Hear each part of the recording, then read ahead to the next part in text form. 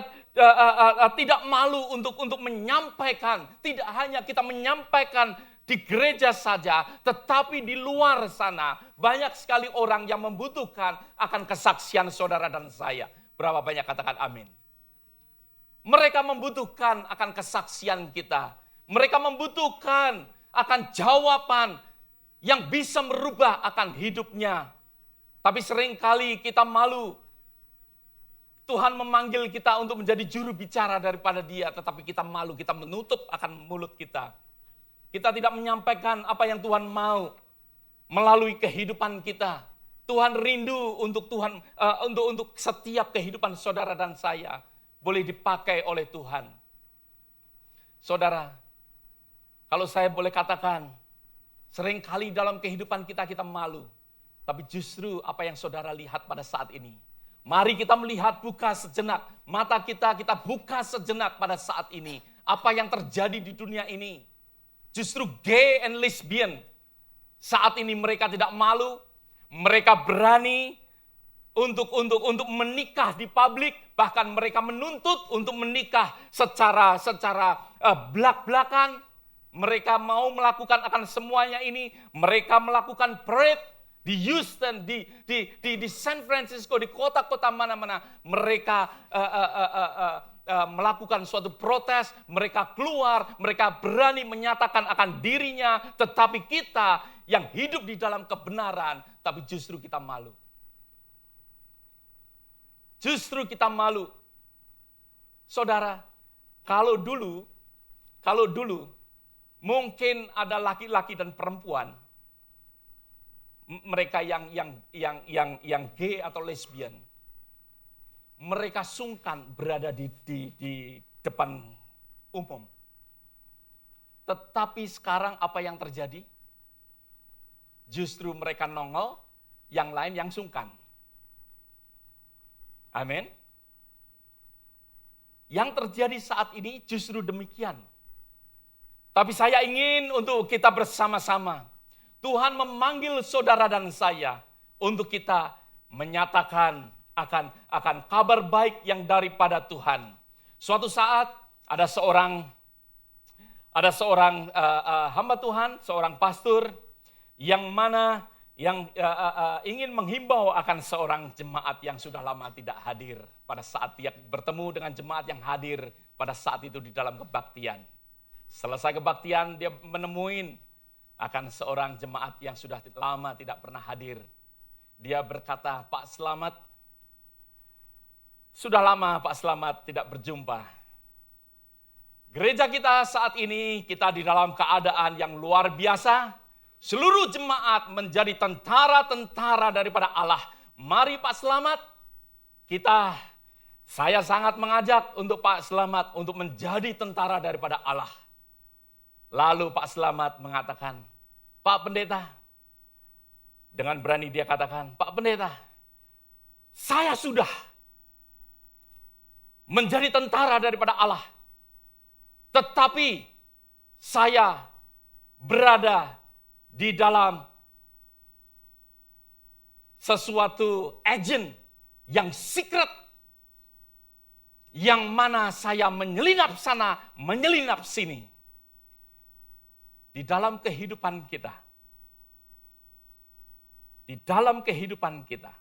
Tuhan tidak memanggil kita untuk menjadi secret agent. Di dalam kehidupan saudara dan saya, Tuhan tidak memanggil kita untuk menjadi FBI atau CIA. Tuhan memanggil kita untuk secara belak-belakan sebagaimana Tuhan Yesus mati di atas kayu salib. Dia belak-belakan, bahkan dikatakan bahwa tubuhnya ditelanjangin secara terbuka di depan umum.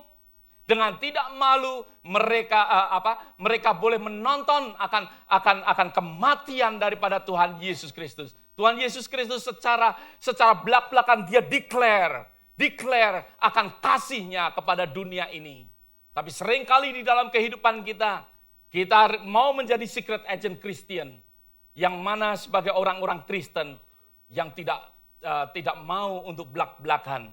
Maka dari itu kalau saya melihat saudara menuliskan di cardboard last week, Saya percaya Tuhan akan memakai akan kesaksian-kesaksian saudara. Janganlah kesaksian saudara hanya saudara simpan untuk diri saudara sendiri. Ataupun hanya untuk beberapa orang saja. Tetapi boleh saya katakan bahwa banyak orang yang membutuhkan akan kesaksian saudara. Mereka ingin untuk mendengarkan akan kesaksian saudara.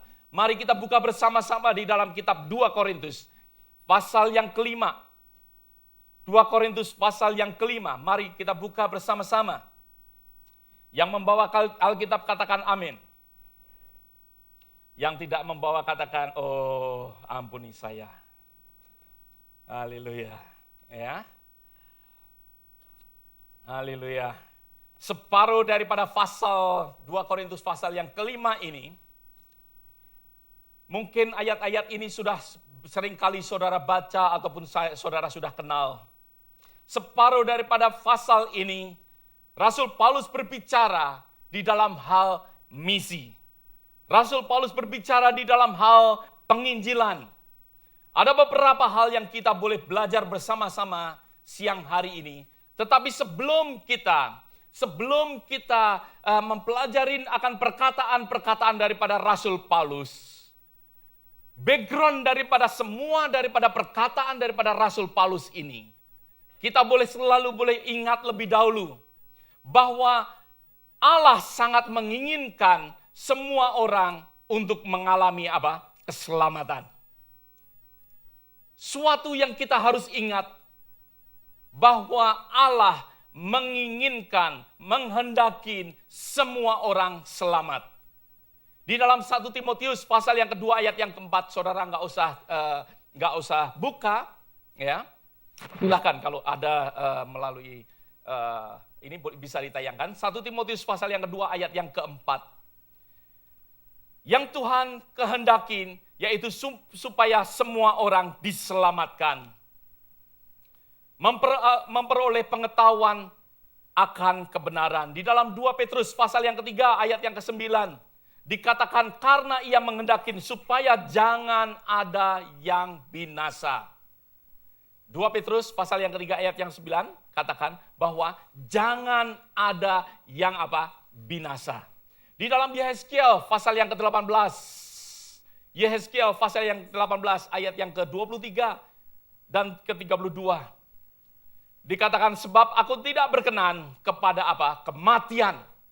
Allah berkata, aku tidak berkenan kepada kematian seorang yang harus ditanggungnya. Kematian seorang yang harus ditanggungnya. Bahwa setiap daripada orang akan menanggung akan kematian daripada kehidupannya. Kematian terhadap apa yang dilakukan. Tetapi puji Tuhan kalau kita boleh mengetahui bahwa Allah sebenarnya tidak menginginkan setiap manusia itu binasa. Allah tidak menginginkan semua orang mengalami kematian. Allah menginginkan untuk semua orang diselamatkan. Inilah yang diinginkan oleh Allah. Bukan sekedar keinginan yang biasa-biasa saja. Bukan sekedar keinginan yang asal begitu saja. Tetapi sesuatu keinginan yang sungguh yang dilakukan oleh Allah sendiri. Yang dikerjakan mungkin melalui Tuhan Yesus Kristus. Anaknya yang tunggal 2000 tahun yang lalu. Bahkan sampai saat ini pun Tuhan secara serius melakukan, masih mengerjakan akan karya yang mana Allah menginginkan untuk semua orang tidak binasa. Semua orang mengalami sesuatu keselamatan. Tuhan sangat menginginkan akan hal ini. Nah, di dalam keinginan Allah yang besar ini, Rasul Paulus di dalam ayat yang ke-11, 2 Korintus pasal yang kelima ayat yang ke-11, kita buka bersama-sama, kita lihat.